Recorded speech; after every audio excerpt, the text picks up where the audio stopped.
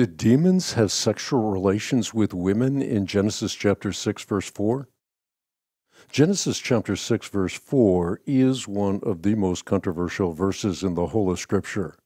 And as with any difficult section of Scripture, it's open to a wide variety of interpretations. It is my conviction, however, that those who hold consistently to a biblical worldview must reject the notion that women and demons can engage in sexual relations. For, says John of Damascus, they are incorporeal and are free of all bodily passion. First and foremost, the notion that demons can produce real bodies and have real sex with real women would invalidate Jesus' argument for the authenticity of his resurrection. Jesus assured his disciples that his spirit does not have flesh and bones, as you see I have. If indeed a demon could produce the flesh and the bones, Jesus would have an argument that is not only flawed, but grossly misleading. In fact, then it might be logically argued that the disciples didn't actually see post-resurrection appearances of Christ, but rather a demon masquerading as the resurrected Christ. Furthermore, demons are non-sexual, non-physical beings, and as such are incapable of having sexual relations and producing physical offspring.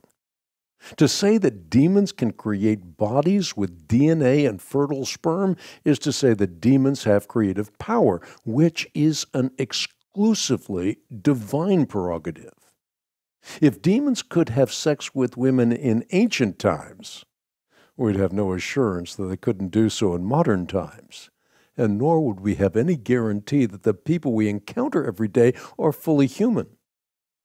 Well, a biblical worldview does allow for fallen angels to possess unsaved human beings.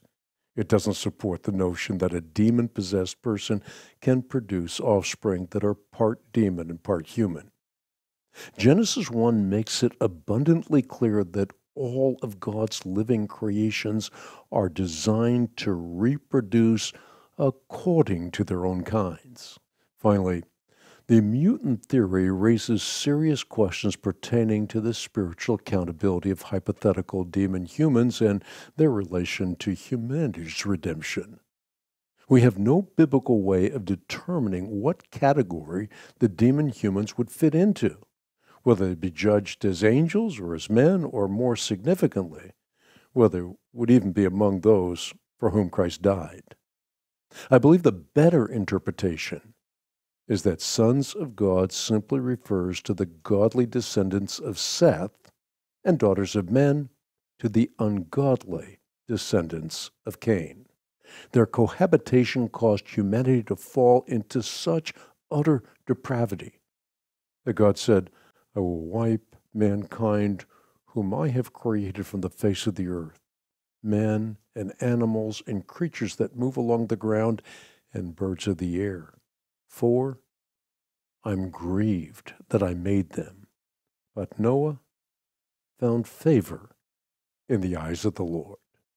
The Nephilim were on the earth in those days and also afterward, when the sons of God came into the daughters of men, and they bore children to them.